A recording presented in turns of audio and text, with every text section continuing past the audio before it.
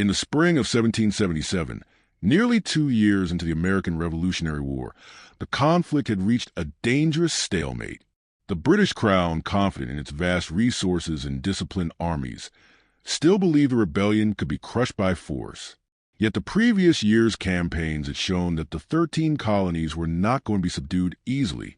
The British had captured New York City and driven George Washington's army into desperate retreats, but they had failed to deliver the decisive blow that would end the uprising.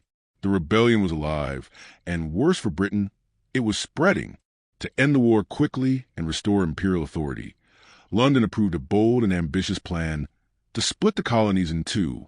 The idea was simple but sweeping. If the rebellious New England colonies, seen as the heart and mind of the Revolution, could be isolated from the middle and southern colonies, the rebellion might collapse under its own weight.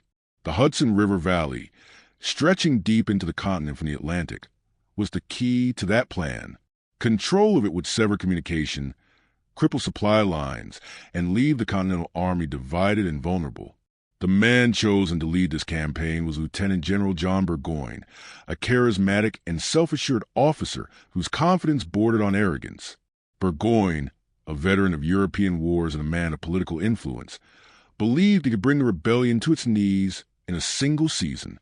His plan called for a three-pronged invasion designed to converge on Albany, New York, and crush American resistance there.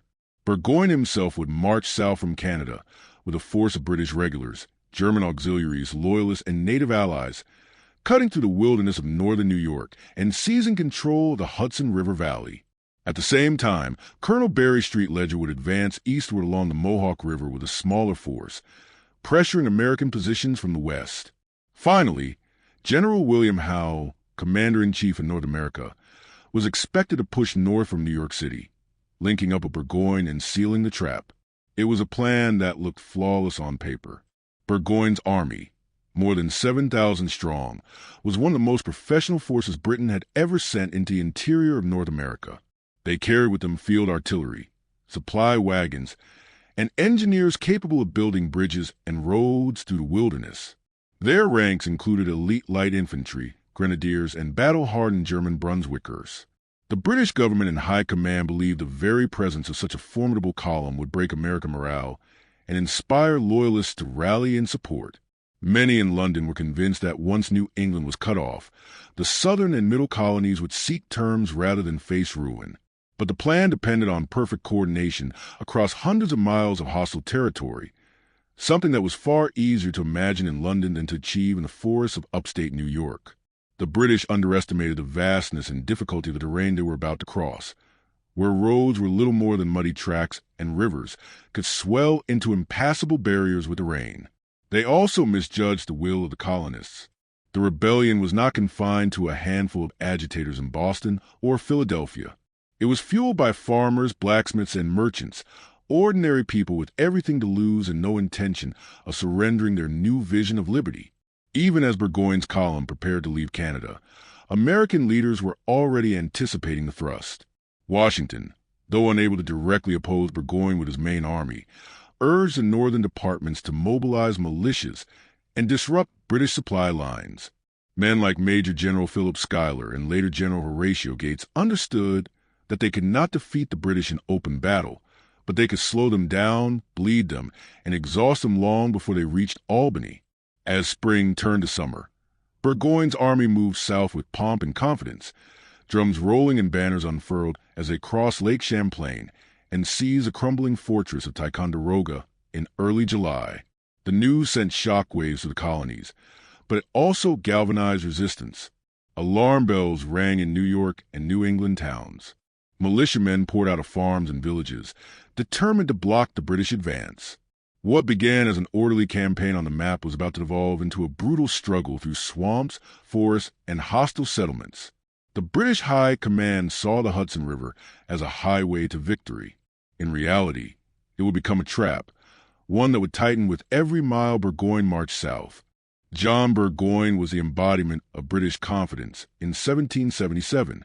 A veteran officer, playwright, and politician, he was a man who believed destiny favored him. His charm and eloquence won him influence in Parliament, while his battlefield reputation earned him the nickname Gentleman Johnny. Burgoyne carried himself with the certainty that this campaign would crown his career. He saw the rebellion not as a long, grinding war, but as an insurrection that could be broken by a single, decisive blow, and he was determined to be the man who delivered it. To his mind, the Hudson River expedition would not simply be a military maneuver. It would be a statement of imperial power. The colonies, fragmented and poorly supplied, could never withstand the weight of Britain's professional army, and Burgoyne was convinced that once his forces appeared deep in the interior, the rebellion would crumble under its own weakness. Much of Burgoyne's confidence rested on a series of assumptions, each one flawed, but none of which he doubted. He believed, first and foremost, that loyalists in the region would rally to his standard once they saw a powerful British force advancing from the north. In London, loyalist numbers were routinely exaggerated, and Burgoyne expected thousands of colonists to flock to his banner. With their help, he envisioned a swelling army that would gather strength as it pushed south, overwhelming the scattered and disorganized Continental forces. He also placed enormous faith in his Native American allies. Burgoyne assumed that their presence would instill fear among the rebels and shatter their will to fight. To European military minds, the psychological effect of indigenous warriors was almost as valuable as their combat skills, and Burgoyne anticipated that their raids would scatter militias and disrupt colonial logistics. The third pillar of his strategy, and perhaps the most dangerous, was his belief in speed. Burgoyne was convinced that a rapid march through New York's wilderness would outpace American mobilization. By striking quickly, he hoped to seize key positions before the enemy could react. His columns, he believed, would descend on Albany with such momentum that resistance would be futile. This overconfidence shaped every aspect of his planning, from the size of his baggage train to the pace of his operations. He brought with him more than 30 wagons of personal luggage, including fine wine, china, and silver. He allowed officers to bring their wives and servants. The Army's supply line stretched for miles, vulnerable to ambush and weather alike. It did not take long for reality to intrude. The forests and swamps of northern New York were not like the battlefields of Europe. Roads were narrow, muddy, or non-existent. Streams and rivers swelled with spring rains, forcing engineers to build makeshift bridges at every crossing. Clearing paths for artillery and wagons slowed the army to a crawl. Where Burgoyne had envisioned a swift and triumphant advance, he found himself bogged down in a slow, exhausting march that consumed weeks. Supplies that were supposed to last for months dwindled rapidly as the Army's consumption outpaced its transport capacity. Horses died on the march. Wagons broke in the mud. And the loyalist support Burgoyne had counted on failed to appear in any significant number. Instead of thousands rallying to his cause, he found only scattered bands willing to risk their lives for crown. Many loyalists were reluctant to openly support the British until they were sure of victory, and Burgoyne's delays made that victory look less certain with each passing day. Even his native allies, essential to his plans, began to drift away. Their methods of warfare clashed with British discipline, and reports of raids on civilian settlements, including the murder of Jane McCrae, inflamed colonial anger rather than sowing terror. Far from intimidating the population, Burgoyne's alliance with native warriors rallied more men to the Continental cause. The deeper Burgoyne pushed into the wilderness, the more precarious his position became. Every mile stretched the supply lines thinner, and every day gave the Americans more time to organize.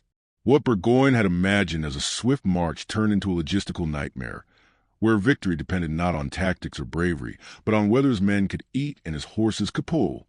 By the time he realized that his assumptions were collapsing, it was too late to turn back. Pride and ambition drove him forward. Even as the forest closed in and resistance grew stronger ahead, Burgoyne's gamble was becoming a trap, and the Empire's confidence was about to collide with the brutal reality of a determined enemy and an unforgiving land. The grand expedition that John Burgoyne had envisioned as a swift and triumphant march quickly revealed itself to be something far more grueling and uncertain. In the early weeks of the campaign, the British column, more than 7,000 strong, moved south from Canada with banners flying and drums beating, their confidence undiminished by the weight of the wilderness ahead.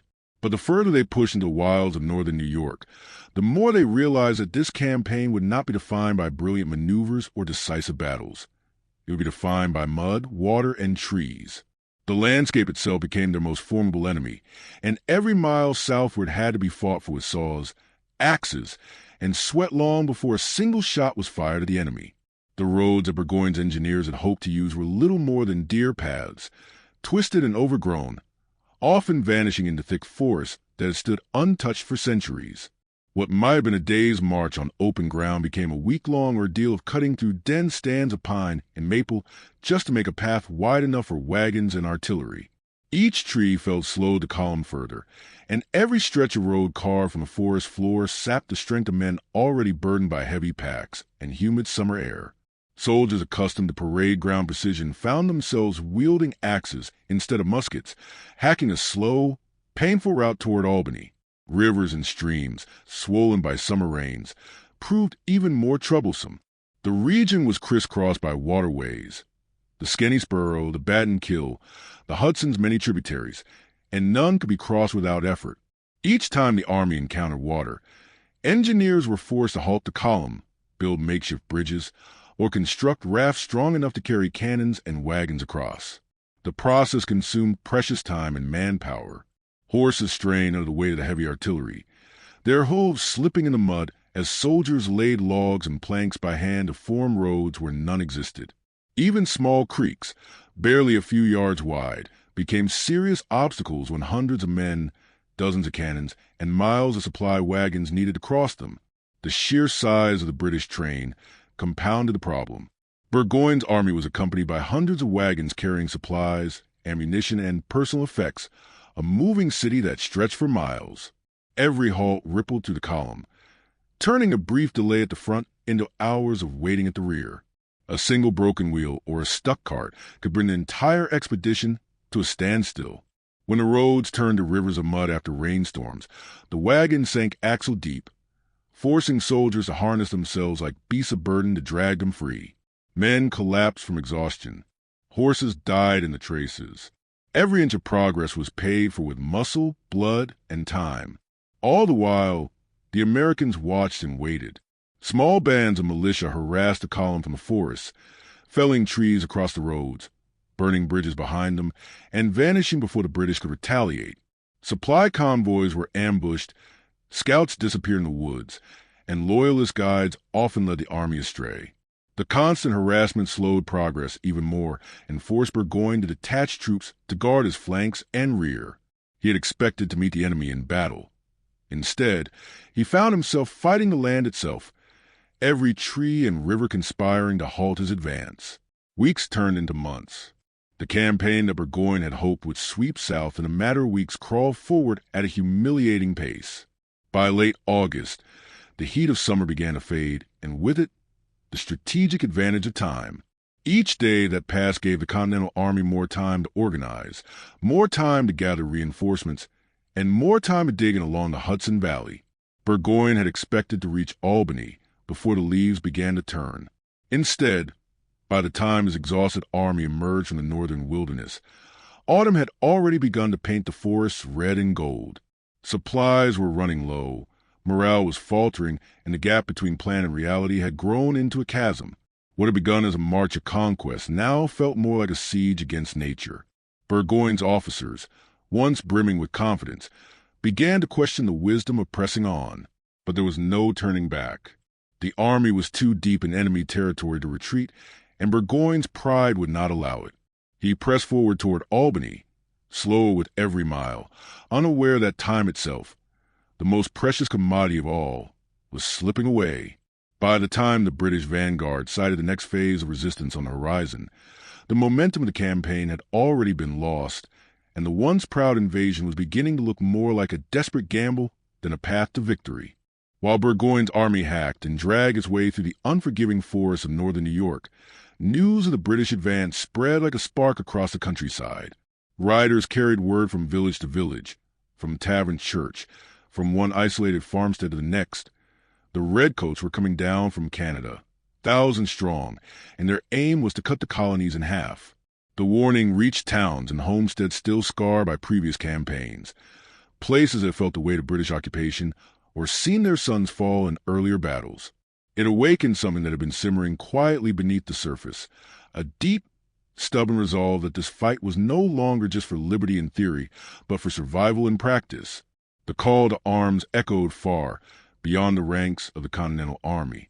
Militia companies, loosely organized bands of local men who drilled on village greens and mustered when danger approached, began to form in numbers the British had not anticipated. Farmers who had been tending their harvest put aside their plows and took down their muskets from above the hearth. Blacksmiths left their forges, cobblers their benches, and shopkeepers their counters. In frontier settlements along the Hudson Valley and in the rugged hills of Vermont and New Hampshire, men gathered with whatever weapons they could find: old fowling pieces, hunting rifles, family heirlooms from earlier wars. Many had no uniforms, no bayonets, and little training. But they brought with them something far more dangerous, a belief that this was their land, their homes, and their future to defend. The mobilization was chaotic, but it was also deeply personal. These were not professional soldiers marching under a king's banner. They were neighbors, brothers, and fathers defending their fields, their churches, and the very idea of self-rule. Muster rolls swelled as word of Burgoyne's slow, grinding march reached the interior. New England, long considered the heart of the rebellion, responded with particular intensity. In Massachusetts and Connecticut, town meetings voted to raise new companies of militia. In New Hampshire, John Stark, a veteran of Bunker Hill, rallied volunteers with a promise that they would live free or die. In Vermont, militia commander Seth Warner organized the famed Green Mountain Boys, men hardened by years of defending their land against British claims, now eager to face the Empire's soldiers directly. The American leadership, too, understood the significance of the moment. Major General Philip Schuyler, overseeing the Northern Department, knew that the British had stretched themselves thin and that every day Burgoyne spent hacking through the wilderness was a day the Patriots could use to prepare. Schuyler ordered fortifications strengthened, bridges destroyed, and supplies moved beyond the enemy's reach. By the time Horatio Gates replaced him as commander in August, the network of resistance was already forming. Intelligence networks, carried by scouts and native allies friendly to the Patriot cause, kept the Americans informed of Burgoyne's every move. Guerrilla bands harassed British foraging parties and ambushed supply convoys, forcing Burgoyne to divert troops from his main column just to keep his army fed. The psychological effect of this mobilization was profound. British officers had expected the population to remain passive or even supportive, cowed by the presence of regular troops. Instead, they found themselves surrounded by a population that was not only hostile, but increasingly organized. Every town seemed ready to fight. Every road was watched. Every crossing was contested. The notion that loyalists would rally in large numbers proved a dangerous illusion. Most colonists, even those who had once been neutral, now viewed Burgoyne's advance as a threat to their homes and families. The militia's impact was more than symbolic. At Bennington in mid-August, Stark's men delivered a stunning blow to a British detachment sent to seize supplies. In a fierce engagement fought in fields and woods, the Patriot militia annihilated the force, killing or capturing nearly 1,000 men. It was a small battle by European standards, but its effect on Burgoyne's campaign was catastrophic. He lost valuable troops, failed to replenish his dwindling supplies, and suffered a sharp decline in morale. More importantly, the victory electrified the colonies and convinced thousands more that the tide could be turned. By late summer, the British advance was no longer a steady, unstoppable tide. It was a slow, beleaguered push into a countryside that hated and resisted it at every turn. Burgoyne's columns were growing weaker with each mile, while the Americans grew stronger as every farm and village seemed to add to their ranks. The militias, ragged and ill-equipped as they were, had transformed the war in the North from a simple invasion into a nationwide uprising. They were not just defending their land. They were shaping the course of a revolution. And with every man who stepped out of a workshop or left a field behind to join the fight, the British plan to divide the colonies grew less certain, and the path to Albany became a little longer and a great deal more dangerous. The long, grinding march south reached its first moment of decisive contact on September 19th, 1777, in the rolling fields and dense woods near a small clearing known as Freeman's Farm. Burgoyne's army, worn and delayed by months of logistical struggle, finally approached the entrenched positions of the Continental Army, which had chosen its ground well along the heights near Bemis Heights, on the west bank of the Hudson. General Horatio Gates, who now commanded the Northern American forces, preferred a defensive strategy, determined to let the British exhaust themselves in repeated assaults. But among his subordinates was a man who thought differently, Benedict Arnold, then one of the most aggressive and capable officers in the Continental Army. Arnold believed the best chance of victory was to strike Burgoyne before his full force could deploy. That tension between caution and audacity would shape the day's bloody events. The battle began with movement rather than musket fire. Burgoyne's plan was to advance 3 columns southward, probing the American position and attempting to turn their left flank. His left was composed of German Brunswickers and light infantry advancing to the woods, while the center, the main British force under his direct command, pushed forward across the open ground of Freeman's Farm. The right, under Simon Fraser, maneuvered through thicker forests in an attempt to outflank the Americans. It was a bold plan, but one that stretched his already strained army thin. The wooded terrain, broken by streams and patches of clear farmland, made coordination difficult and communication slow. It was Daniel Morgan's rifle corps that first struck. Morgan, a grizzled frontiersman from Virginia, commanded a band of sharpshooters whose long rifles could hit targets at distances British muskets could not match. As the British vanguard emerged from the trees, Morgan's men opened fire from concealed positions, felling officers and disrupting formations before the enemy could even bring their muskets to bear. British troops, trained to fight in tight formations, found themselves harassed by invisible foes who melted back into the trees after each volley. Officers struggled to maintain order as casualties mounted and momentum stalled. Arnold saw an opportunity and pressed Gates to let him commit more troops to the fight. Reluctantly, Gates agreed, and waves of Continental regulars and militia poured into the woods and fields to meet the advancing British. What followed was not the neat, ordered battle that European officers were accustomed to, but a chaotic and savage contest fought at close range and in broken terrain. Units clashed and separated, firing from behind fences, tree lines, and hastily erected breastworks. The roar of musketry echoed through the clearing as British bayonet charges smashed into American lines, only to be driven back by disciplined volleys and counterattacks. For hours, the battle surged back and forth with neither side able to claim a decisive advantage. At one point, American forces under Colonel Joseph Silly charged directly into the British center, capturing several field pieces before being driven back by a counterattack. Elsewhere, Morgan's riflemen continued to pick off officers and artillery crews, sowing confusion and slowing the British advance. Arnold himself rode into the thick of the fight, rallying men and directing counterattacks with reckless bravery, his presence inspiring troops who might otherwise have faltered under the weight of British discipline. By late afternoon, Burgoyne had committed most of his forces to the field, and the Americans, though outnumbered and often fighting without clear orders, continued to resist fiercely. As dusk approached, the fighting finally tapered off. Both armies held roughly the same positions they had occupied at the start of the day. Technically, Burgoyne could claim a narrow tactical victory. His troops held the field after nightfall, but it was a hollow triumph. His army had suffered nearly 600 casualties, nearly twice the losses of the Americans, and the battlefield was littered with the bodies of British grenadiers, light infantry, and officers. The price of even a partial advance had been steep. The psychological impact of the day was far greater than any tactical result. For the Americans, the battle was proof that they could stand toe-to-toe with the best troops the British Empire could field. Militiamen who had never before faced a bayonet charge had held their ground. Riflemen had humiliated regular infantry with precision shooting. And the Continental Command, often plagued by rivalries and disorganization, had shown it could coordinate a determined defense. Burgoyne, for his part, had expected Freeman's Farm to be a stepping stone on his way to Albany. Instead, it was a warning that every step forward would be contested, that every inch of ground would cost blood, and that his exhausted, dwindling army was running out of both time and men.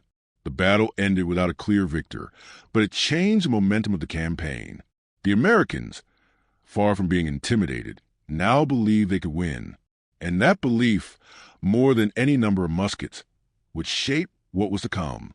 The smoke had barely lifted from the fields of Freeman's Farm when both sides understood that the next phase of the campaign would be fought not in rapid maneuvers, but in a slow, suffocating siege. Burgoyne's army, bruised and bloodied from its inconclusive clash on September 19th, had failed to break the Continental line. The road to Albany, which he had once imagined as a swift and unstoppable march, now lay blocked by an entrenched enemy. Worse still, the logistical strain that had dogged his expedition from the beginning was becoming critical. Supply wagons that were supposed to replenish his troops were still miles to the north, vulnerable to American raids and delays. Foraging parties sent into the countryside returned empty-handed or did not return at all. Horses were dying, rations were dwindling, and ammunition stocks were shrinking. Every day the British remained in place. Their situation grew more precarious. Faced with the grim reality that he could neither advance nor retreat without risking annihilation, Burgoyne ordered his men to dig in. Defensive work sprang up across the high ground north of the American positions. Earthen redoubts, abatis made from felled trees, and shallow trenches meant to slow an enemy advance. Artillery was in place along ridge lines overlooking likely approaches, and the once proud expeditionary force became a stationary army behind hastily built fortifications. Soldiers who had expected to be marching toward glory now spent their days hauling timber, piling earth, and reinforcing lines they hoped they would not have to defend. The forest around Freeman's farm echoed, not with the crack of muskets, but with the thud of shovels and the groan of wagons hauling logs.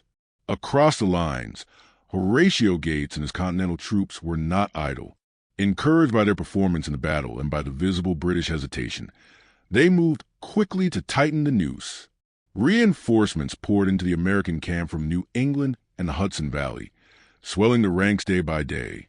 What had begun as a force of a few thousand men had grown to more than 10,000, a mixture of Continental regulars, state militias, and rifle companies. Their encampment spread to the woods like a living organism, tents rising among the trees, cook fires burning in long rows, powder magazines, and supply depots appearing where days earlier there had been only forest floor. The Americans deepened their own defenses, digging trenches, constructing artillery batteries, and positioning riflemen to watch every movement within the British camp. From their forward positions, American scouts and pickets could see that the British were struggling. Foraging parties ventured farther afield, often returning under fire or not at all.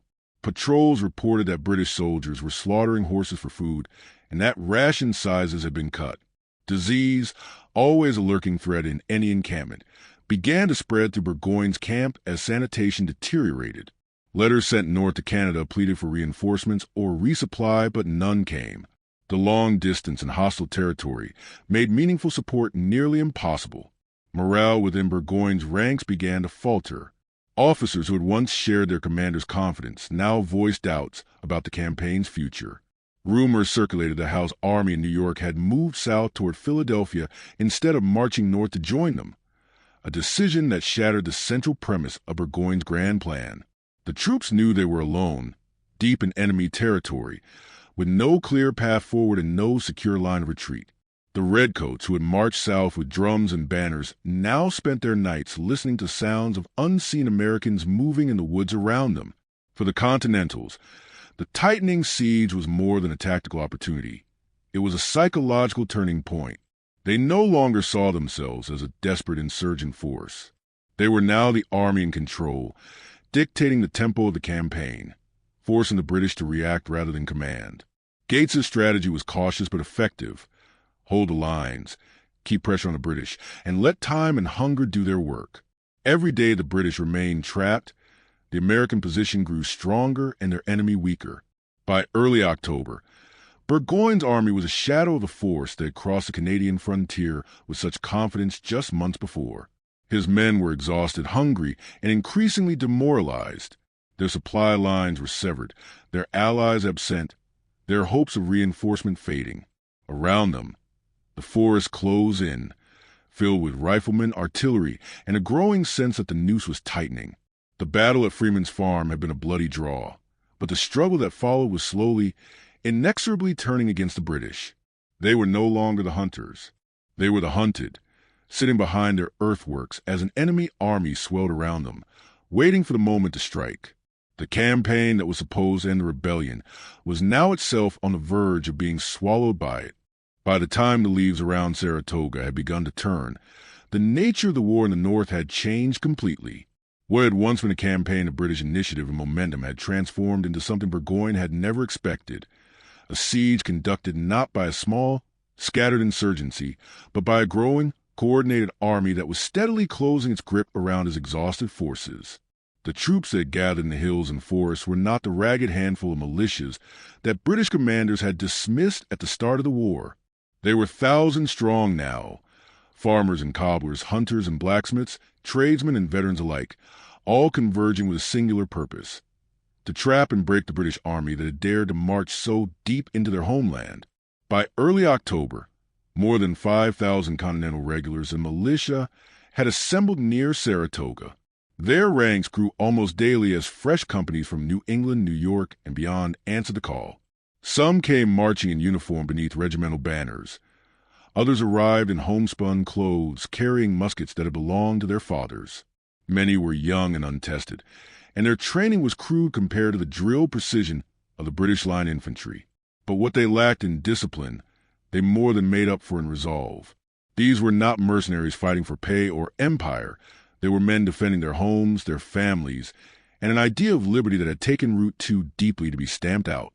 The humiliation of occupation, the memory of burned towns, and the stories of British arrogance and cruelty had turned their anger into iron. The growing American army was more than just a mass of bodies. Under Horatio Gates's cautious but deliberate leadership, and with aggressive field commanders like Benedict Arnold and Daniel Morgan pushing for offensive action, they were being shaped into a coordinated fighting force. The days when militia units fought independently, striking when they pleased and retreating when they tired, were fading. Now they drilled beside Continental regulars, learned to hold the line, to load and fire by command, and to follow orders with discipline. Supply wagons began to arrive with powder and rations. Artillery was hauled into place on the ridges, and engineers built fortifications that turned the surrounding hills into a fortress. From the British camp, scouts brought back increasingly grim reports. Where once there had been a few scattered encampments, now there were sprawling rows of tents. Campfires dotted the hills at night, like a constellation of defiance. Riflemen were spotted in the woods.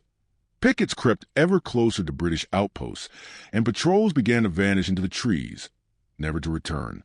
Burgoyne had marched south, expecting to face a rebellion on the run. Instead, he was surrounded by an army that grew stronger with every passing day, its ranks swelling beyond what his shrinking force could hope to match. The psychological shift on both sides was impossible to ignore. For the Americans, the sheer size of their assembled forces was a revelation. Only months earlier, many of these men had doubted whether they could stand against British regulars in open battle. Now they looked across the lines and saw an enemy trapped, hungry, and increasingly desperate. The idea that the world's most powerful army could be beaten no longer seemed a fantasy. It felt real, tangible, and close at hand. The confidence of the Continental camp hardened into determination, and discipline improved as the men understood the stakes. They were not just defending their land anymore. They were on the verge of capturing an entire British army. For Burgoyne, the swelling American force was a nightmare. His intelligence report spoke of thousands upon thousands of enemy troops, perhaps twice his own number. Reinforcement from the south under General Howe were nowhere in sight, and his own supply line was now entirely severed. Each day that passed saw his perimeter shrink as the Americans crept closer, digging trenches, positioning cannons, and probing for weaknesses. His once proud army, the best troops Britain could field in the colonies, was now trapped on a patch of hostile ground, surrounded by men he had dismissed as undisciplined rabble. The transformation was undeniable. What had begun as a scattered rebellion had become a national war effort. What had once been militia skirmishes and partisan raids had evolved into a coordinated military campaign. And what had once seemed impossible, the encirclement and surrender of a British field army, now appeared not only possible but inevitable. The Americans had ceased to be a nuisance to imperial power. They were now the dominant force in the North, poised to deliver a blow that would reverberate across the Atlantic. And as Burgoyne looked out from his earthworks at the growing sea of enemy tents, he understood that the siege tightening around him was not just physical. It was a weight of a revolution that had grown far beyond what he had ever imagined. By early October, Burgoyne knew he was running out of options. His army was encircled, his supplies dwindling, and his hopes for reinforcements long gone. Each day the American lines grew stronger and closer, their cannon more numerous, their numbers swelling beyond anything he had anticipated. The British commander understood that remaining idle meant eventual surrender by starvation and exhaustion. In desperation, he resolved to strike first, to test the strength of the American positions with a limited attack that might open a path of retreat or at least relieve the suffocating pressure of the siege. It was a gamble born not of confidence but of necessity, and it would prove to be the final undoing of his once grand campaign. On the morning of October 7th, 1777, Burgoyne assembled a force of about 1,500 men, including British regulars, German Brunswickers, Canadian auxiliaries, and Loyalist volunteers. Their objective was to probe the American left flank, disrupt its lines, and perhaps seize a more defensible position from which to continue the fight. They marched cautiously from their entrenchments near the Hudson, advancing through brush and open farmland toward the heights where the Continental Army was entrenched. Burgoyne hoped to catch the Americans unprepared. Instead, they were waiting. Horatio Gates, though often criticized for his caution, had been anticipating just such a move. American scouts had reported British movements as soon as they began, and sharpshooters and skirmishers under Daniel Morgan quickly took up concealed positions in the woods. As Burgoyne's men entered the fields below Bemis Heights, they were met with a withering volley of rifle fire that threw their ranks into confusion. British officers attempted to rally their men into line, but Morgan's riflemen kept them pinned down, picking off officers and artillery crews before they could properly deploy their guns. The engagement escalated rapidly as Continental and militia units surged forward to press the advantage. Cannon roared from hidden positions, blasting gaps in the British formations, while waves of American infantry advanced through the woods, firing from behind trees, fences, and earthen banks. Burgoyne's probing force, intended only to test the enemy's strength, suddenly found itself in a pitched battle it could not win. Redcoats fought stubbornly to hold their ground, but the weight of fire and numbers against them was too great. In the midst of the chaos, Benedict Arnold, now seething with frustration over Gates's reluctance to pursue an aggressive strategy, made a decision that would define the battle. Though Gates had ordered him to remain in camp, Arnold mounted his horse and rode into the thick of the fighting without permission, shouting commands and rallying wavering regiments. He transformed what had been a scattered skirmish into a furious, coordinated counterattack. His energy and audacity galvanized the American line. Soldiers who had been advancing cautiously now surged forward with renewed determination, driving into the British positions with relentless momentum. Arnold's leadership turned the tide completely. American forces stormed a key position known as the Bucharest Redoubt, overwhelming its defenders after brutal close-quarters fighting. British lines began to buckle under the pressure, and entire units started to fall back in disarray. Arnold pressed on, personally leading assaults deep into the enemy position, even after his horse was shot from under him and he was wounded in the leg. His actions that day, reckless, defiant, and brilliant, broke the cohesion of Burgoyne's field force and sent panic rippling through the British ranks. By late afternoon, the Redcoats were in full retreat, stumbling back toward their fortified camp under relentless American fire. Burgoyne's probing attack had failed completely, achieving none of its objectives and costing him nearly 600 men, losses he could not replace. The British commander's hopes of breaking the siege evaporated as his exhausted troops withdrew behind their defenses, demoralized and shaken. The once proud British expeditionary force now found itself huddled in its entrenchments, surrounded and with no prospect of escape. For the Americans, the victory at Bemis Heights was more than just a tactical success. It was proof that they had transformed from an improvised militia into a disciplined, capable army that could defeat Britain's finest troops in open battle. The psychological impact was enormous. Confidence surged through the ranks, and talk of final victory spread through the camps. The Redcoats, who had once seemed invincible, were now beaten, bleeding, and on the verge of surrender. Burgoyne's gamble had backfired spectacularly. Rather than breaking the siege, he had sealed his fate. His army was weaker than ever, his supplies nearly gone, and the enemy around him stronger and more emboldened with each passing day. The tide of the Saratoga campaign had turned decisively, and the dream of a swift British victory in the north had vanished amid the smoke and chaos of Bemis Heights. What remained now was the grim reality of surrender, and the dawning recognition that the British Empire's grip on its rebellious colonies had been fatally weakened. The defeat at Bemis Heights shattered any illusions Burgoyne still held about regaining the initiative. His probing attack had been crushed, his best troops were exhausted, and morale had sunk to its lowest point since the campaign began. What remained was once proud expeditionary force huddled behind hastily reinforced earthworks, hungry, weary, and hemmed in on every side by an enemy that seemed to grow larger and bolder with each passing day. The plan that had seemed so brilliant in London, a triumphant march down the Hudson, the severing of New England from the other colonies, and the collapse of the rebellion, was now in ruins. Burgoyne was not an advancing conqueror anymore. He was a commander trapped deep in enemy territory, his choices narrowing with every sunrise. The situation was grim. The most obvious path of escape, south toward Albany, was now impossible. American forces had entrenched themselves along the river and blocked every conceivable route. Militia units swarmed the countryside, patrolling roads, bridges, and river crossings, their numbers growing daily. Even the most isolated paths were guarded by riflemen who knew the terrain far better than any British officer. Scouts sent south rarely returned, and those who did brought back grim news. The way was sealed. Horatio Gates and his commanders had methodically prepared for this moment. They knew that if they could contain Burgoyne where he stood, starvation and attrition would do the rest. The prospect of retreating north was no better. The route back to Fort Ticonderoga, the path Burgoyne's army had taken in its confident advance just months earlier, was now hundreds of miles of hostile territory. American detachments had destroyed bridges and felled trees across roads to make the return journey nearly impossible. Fords across rivers were under constant watch. Scouts reported that even attempts to send messengers north were met with ambushes and gunfire. The Iroquois and Loyalist guides who had once aided the British advance were gone, many having deserted or been driven off as the tide of war shifted. Burgoyne's supply convoys, already vulnerable during the march south, now faced certain capture if they tried to reach him. There would be no relief column, no resupply, no reinforcement.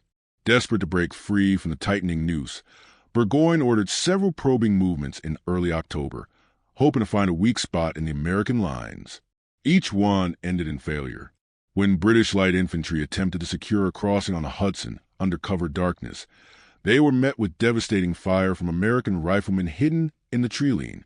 A German detachment sent to scout a northern escape route returned bloodied and demoralized, having stumbled into a series of ambushes laid by local militia.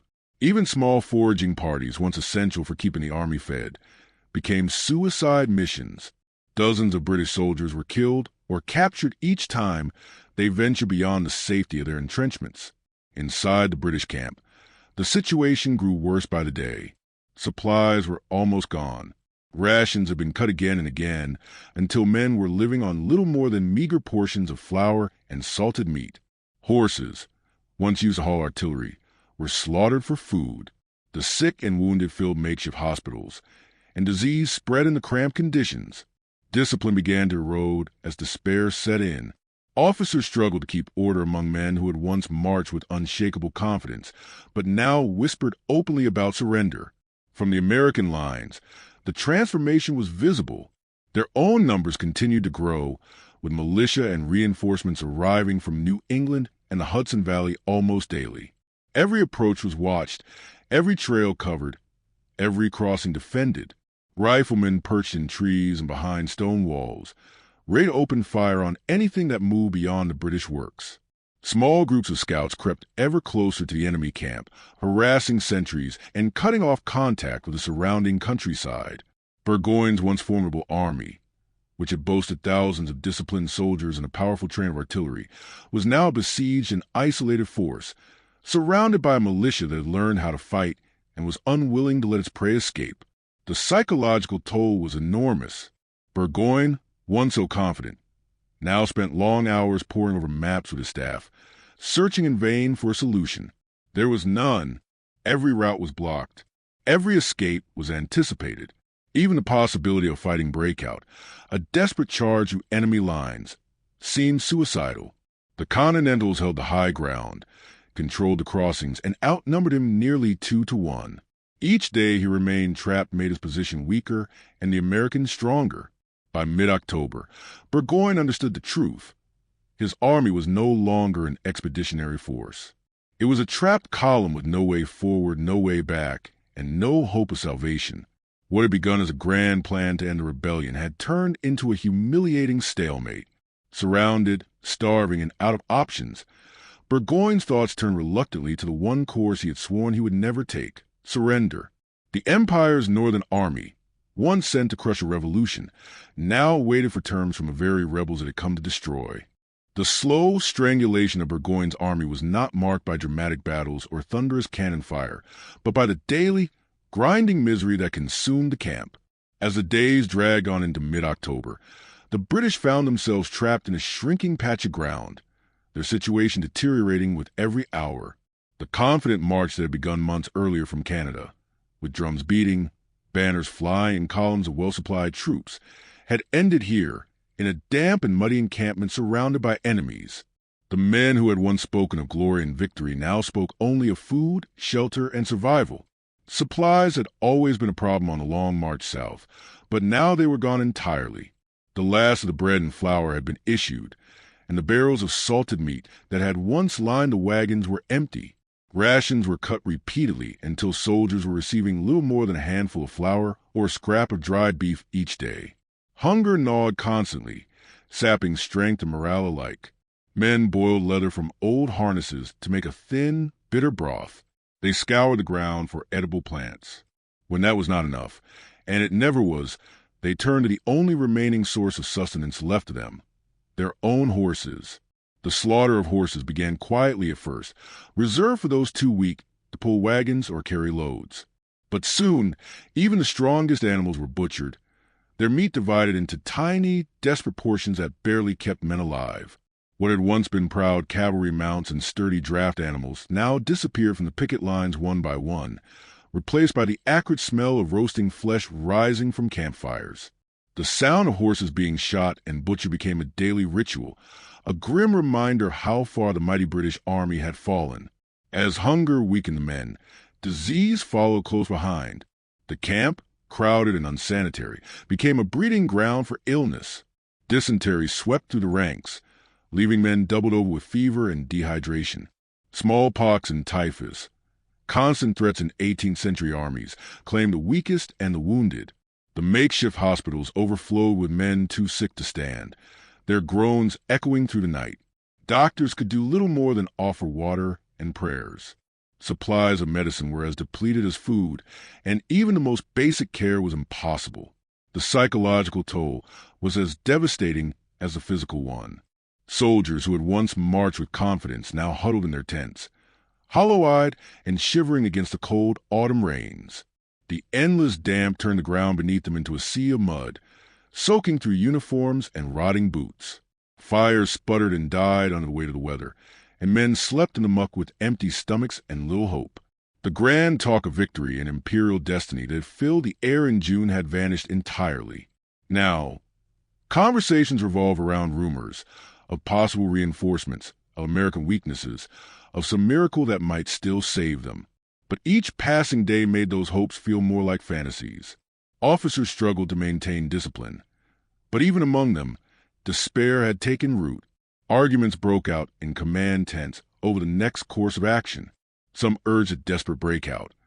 Others pleaded for surrender to avoid total annihilation. Burgoyne himself, once so sure of his own brilliance, was now gaunt and sleepless, pacing his quarters deep into night as he contemplated the impossible situation he faced.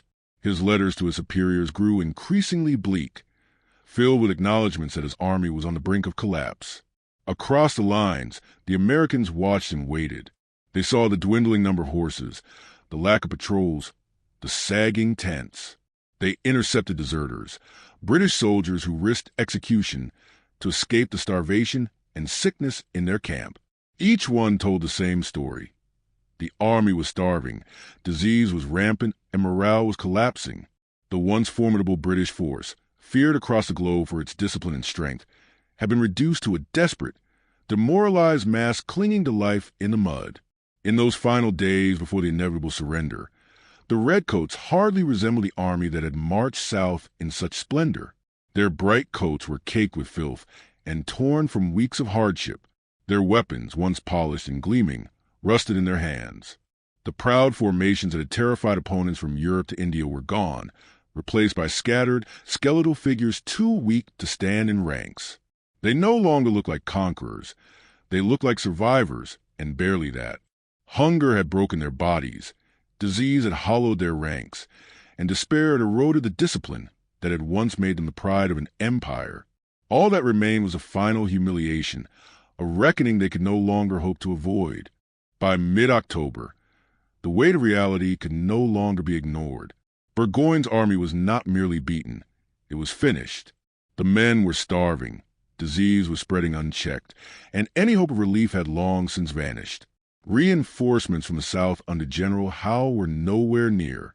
The road north was impassable, clogged with fallen trees, and lined with hostile militia. Every attempt to scout a way out ended in ambush. His soldiers, once proud and disciplined, were gaunt, sick, and demoralized, their red coats now little more than rags clinging to their bodies. Even his officers, once confident and defiant, had begun to speak openly of the inevitable. Burgoyne had led them deep into the heart of rebellion, and now he could no longer lead them out. The decision to seek terms was not made lightly. For a British general to surrender to an enemy force, and not just any enemy, but a band of colonial rebels the empire had dismissed as disorganized farmers, was unthinkable. It had never happened before. The mere idea was an affront to everything the British Army represented: tradition, discipline, and imperial power. But no matter how hard Burgoyne searched for alternatives, none existed. His army could not break through the American lines. It could not retreat, and it could not survive where it was. The choice was between surrender and annihilation. In the cold dawn of October 13th, Burgoyne requested a parley. A white flag was raised over British camp, and messengers rode to the midst of the American lines with a formal request to negotiate. Across the way, Horatio Gates had been waiting for this moment.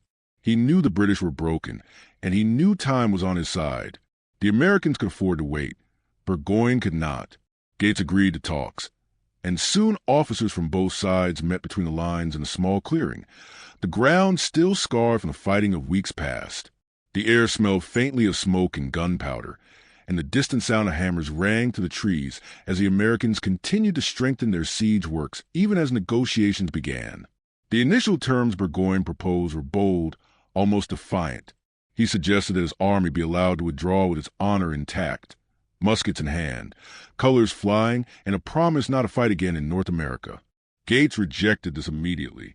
The Americans held every advantage, and they saw no reason to offer concessions to an enemy who had no leverage. The talks stretched on for days, with each side exchanging proposals and counterproposals. But as the situation in the British camp worsened, as rations ran out completely, as men collapsed from hunger, as the sick died by the dozens, Burgoyne's position grew weaker by the hour. By October 16th, the negotiations had entered their final stage. The Americans were willing to accept a convention, a formal agreement under which Burgoyne's army would surrender its arms and be escorted to Boston, where they would embark on ships to return to Europe on the condition they would not serve again in the war. It was a humiliating offer, one that stripped Burgoyne of any pretense of victory or even parity. He would not be allowed to march out with his colors.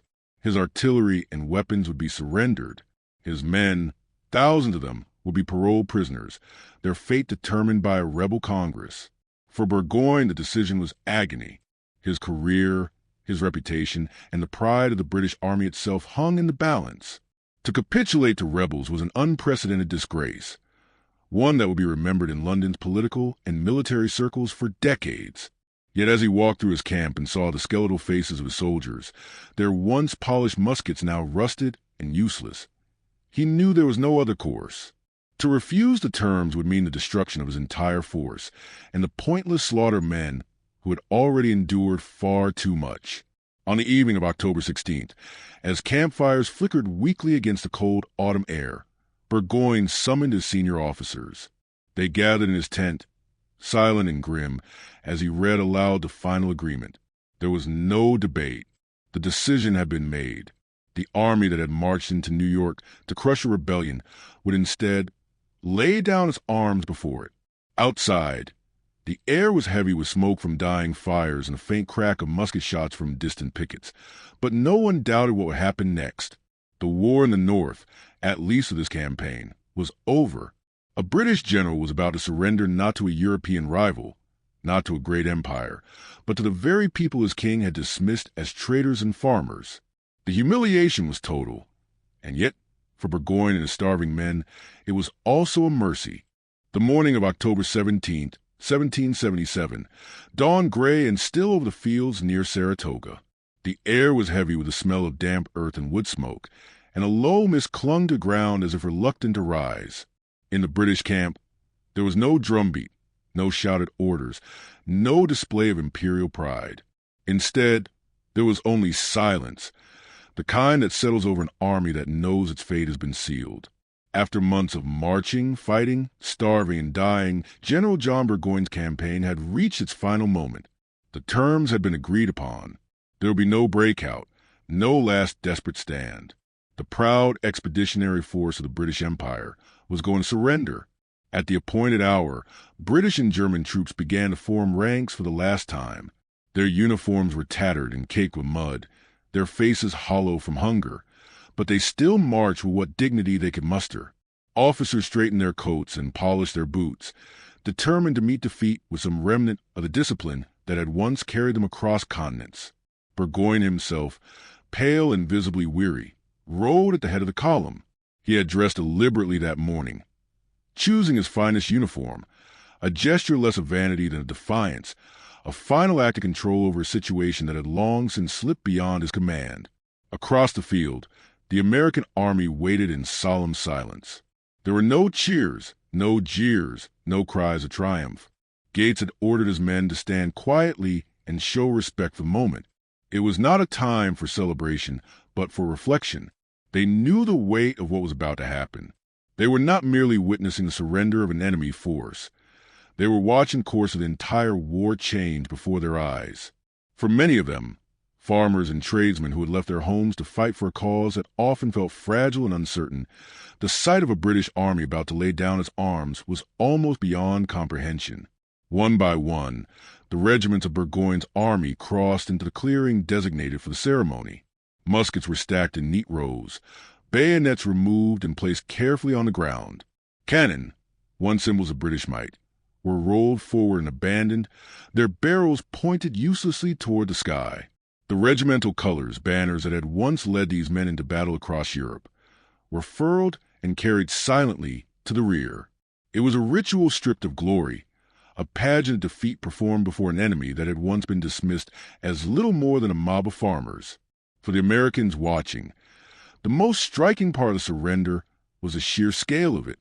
Nearly 5,800 British and German soldiers, almost the entire expeditionary force, marched out and laid down their arms. Many were too weak to stand for long, their steps faltering as they filed into captivity. Others stared straight ahead, refusing to meet the eyes of the men who had defeated them. A few wept openly. But all of them knew they were now prisoners of war, subject to the mercy of a nation they had been sent to crush. Burgoyne and Gates met once more beneath a white tent pitch between the lines. The two men exchanged formal courtesies, each aware of the historical significance of the moment. Burgoyne, ever the gentleman, offered his sword as a token of surrender. Gates, following the custom of honor, refused to accept it and instead returned it, a silent acknowledgment of his adversary's dignity even in defeat. The two generals then signed the final documents of capitulation. The ink that dried on that parchment did more than end a single campaign. It reshaped the entire trajectory of the war. The surrender at Saratoga was more than a military victory. It was a turning point. For the first time, a full British field army had capitulated to colonial forces.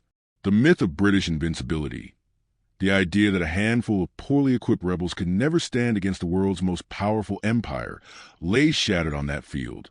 Word of the victory spread quickly across the colonies, igniting celebrations from New England to the Carolinas. It reached Europe within weeks, convincing France that the American cause was not only just but winnable. Within months, French diplomats would sign treaties of alliance and commerce, transforming a colonial rebellion into an international war. As the defeated British soldiers were marched away under guard and the Americans returned to their camps, the weight of the moment settled over everyone present. Nothing about the war would ever be the same. The surrender on that quiet autumn morning marked the end of Burgoyne's campaign, but it also marked the beginning of something far larger, the rise of an independent America. The balance of power had shifted, and the world would never look at the rebellion the same way again. The soldiers who had laid down their muskets and the ones who had stood silently to watch them knew they had witnessed something history would remember forever. When word of Burgoyne's surrender crossed the Atlantic and reached London in the winter of 1777, it hit the heart of the British Empire like a cannon blast. The news arrived slowly, carried first by merchant ships and then confirmed by official dispatches. But by the time the full scale of the disaster was known, disbelief had turned into humiliation. A British field army, more than 5,800 soldiers, including some of the finest regulars and veteran German auxiliaries, had capitulated to colonial rebels in open battle. It was an outcome that the empire's generals, ministers, and monarch had never seriously considered possible. The British Army was the most disciplined and powerful force in the world. Its officers were veterans of decades of global conflict. And yet, on a muddy field in upstate New York, they had been surrounded, starved, and forced to surrender to an enemy that London had dismissed as disorganized and incapable. The reaction in Parliament was immediate and furious.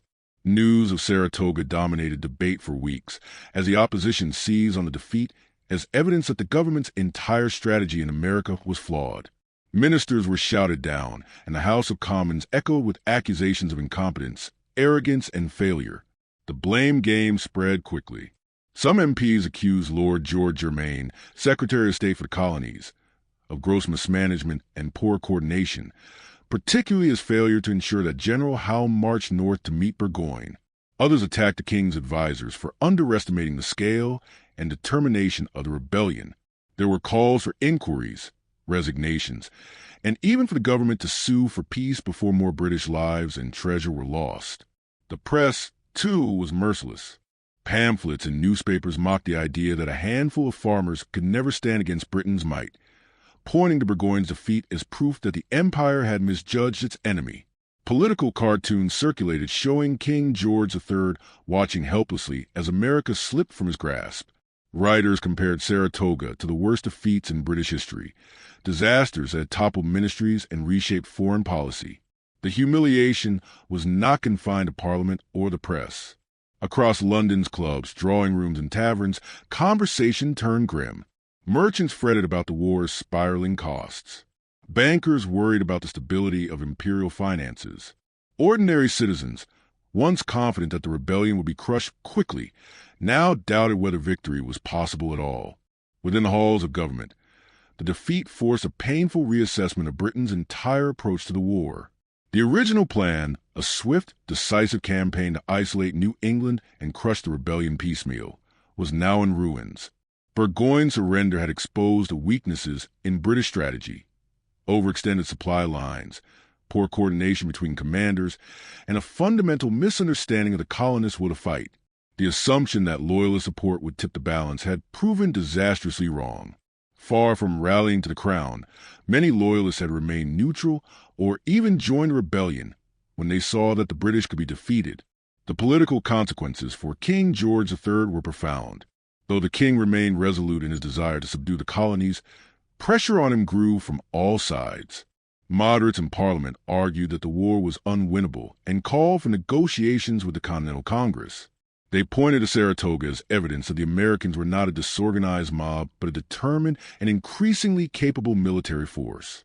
Even some of the king's most loyal supporters began to waver, questioning whether continuing the war was worth the risk of further humiliation and the potential loss of Britain's other colonial holdings. Internationally, the shock waves were even more significant. European powers had been watching the American conflict closely, skeptical of the colonists' chances, but eager to exploit British weakness. France, Britain's old rival, saw in Saratoga decisive proof that the rebellion might succeed.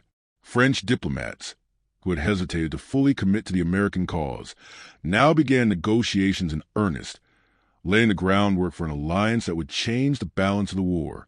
Spain and the Dutch Republic, too, began to reconsider their positions, sensing an opportunity to weaken British dominance on the global stage.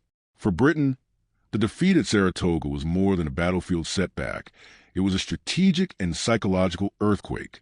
It shattered the illusion of imperial invincibility and forced the empire to confront the reality that the war in America would not end quickly, cheaply, or easily.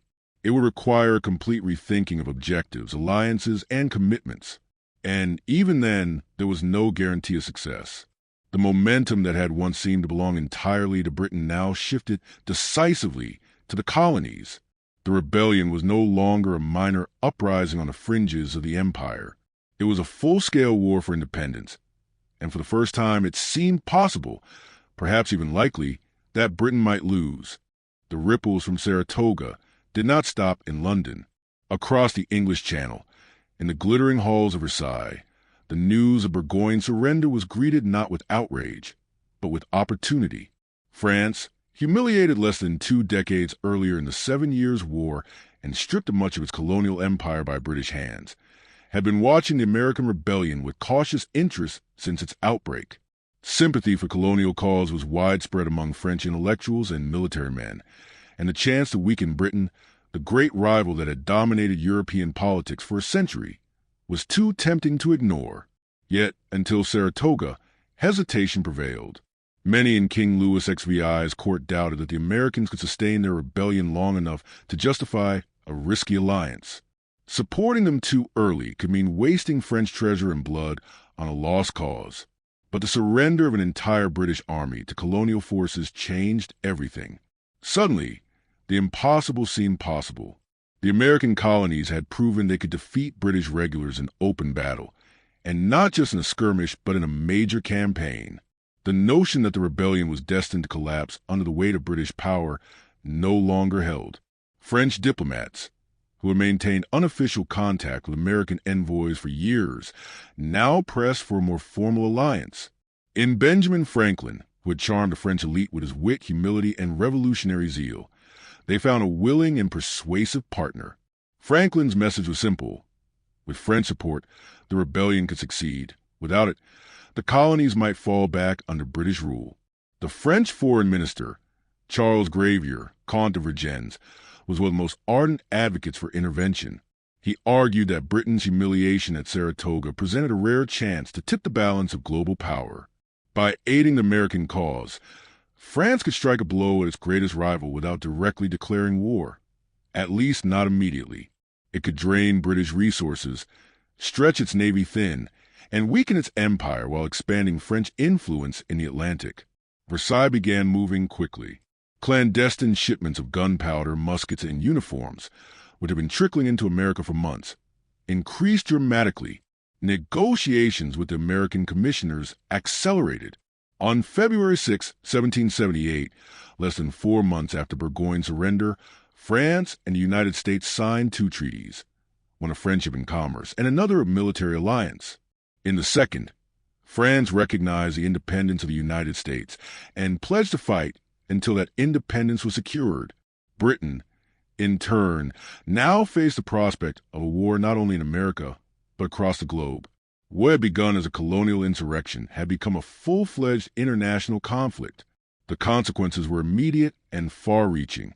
French warships began patrolling the Atlantic, threatening British shipping and forcing the Royal Navy to divert ships from a blockade of American ports.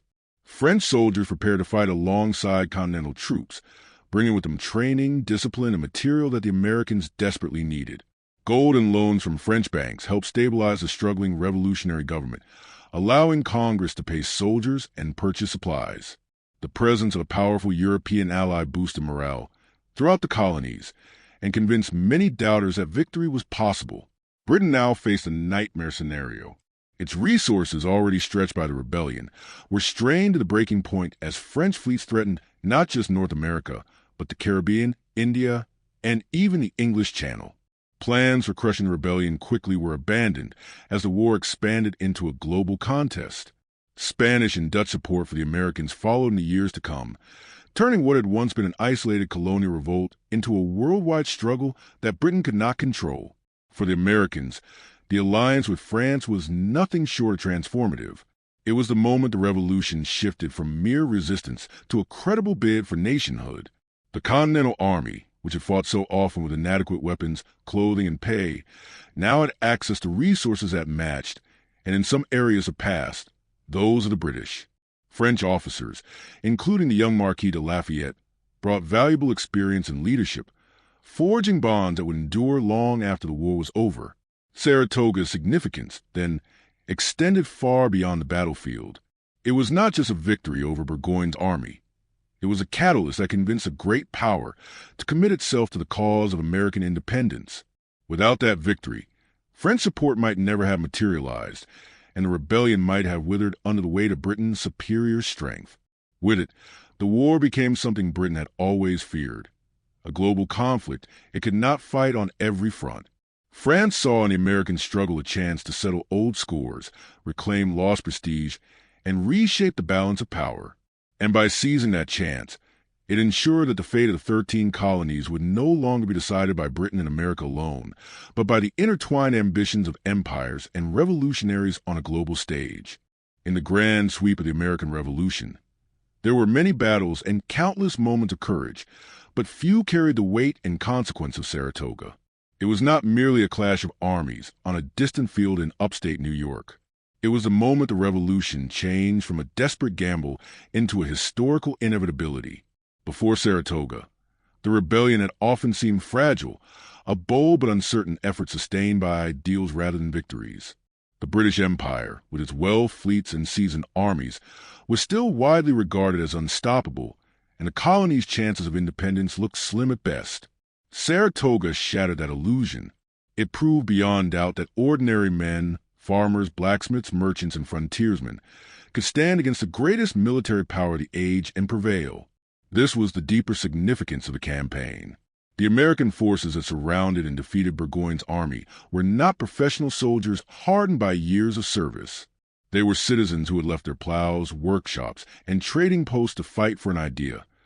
The belief that government derived from the consent of the governed and that liberty was worth sacrifice. They were not backed by vast treasuries or centuries of imperial power. They were often poorly supplied, hungry, and poorly clothed. Yet on the fields around Saratoga, they demonstrated a truth that would resonate far beyond the colonies. Determination, unity, and strategic patience could overcome even the mightiest foe. The psychological shift that followed was profound. Across the 13 colonies, news of the victory spread like wildfire, transforming public sentiment. Where once there had been doubt, now there was confidence. Where once people spoke of resistance, now they spoke openly of independence. Militias swelled with new recruits. Communities that had hesitated to commit to the cause found their resolve. And among those already in the fight, morale soared. If Burgoyne's proud army could be defeated, then any British army could be. What had begun as a rebellion against taxes and parliamentary overreach now felt like a war for a nation's birth, and one that could actually be won. The British, too, felt the shift. Saratoga dealt a blow not just to their military position, but to their entire worldview.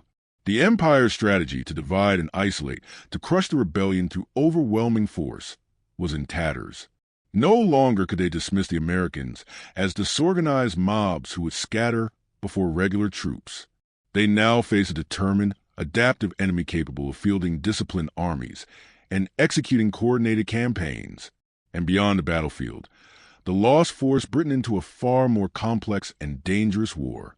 France's entry into the conflict, inspired directly by Saratoga, transformed the struggle into a global contest Britain could not easily win. The deeper meaning of Saratoga was not just an immediate military outcome, but in the way it reshaped the logic of the entire war. It marked a turning point in perception, not only for those fighting it, but for the world watching unfold. The revolution was no longer a colonial rebellion that might be extinguished with enough regiments and cannons. It was now a legitimate war for independence with a real chance of success. The United States, not yet a nation but already a powerful idea, had forced the most powerful empire on earth to its knees on the battlefield. That idea would prove more enduring than any army, more powerful than any fleet. The lessons of Saratoga also endured beyond the 18th century. It showed that wars are not always won by the side with the largest armies or deepest coffers, but by those with a clear purpose and the will to see through. It demonstrated the power of resilience, of adapting to setbacks, learning from mistakes, and refusing to yield even in the darkest moments. And it underscored the importance of unity in the face of overwhelming odds. The Continental Army's victory was not the result of a single battle plan or a single leader. It was a product of countless small acts of courage, cooperation, and sacrifice, woven together into a force that proved unstoppable. By the time Burgoyne's army laid down its arms, the revolution had become something far greater than a colonial insurrection. It was now a movement with unstoppable momentum, a movement that would, in time, give birth to a new nation and inspire others across the world to rise against tyranny. Saratoga was a moment when that outcome ceased to be a distant hope and became a near certainty. It was a day the revolution stopped being a question of if and became a question of when. The British Empire would fight on for years, but the tide had turned. The American cause had crossed a point of no return, and from that muddy field in New York, the path to independence stretched clear and unbroken into the future.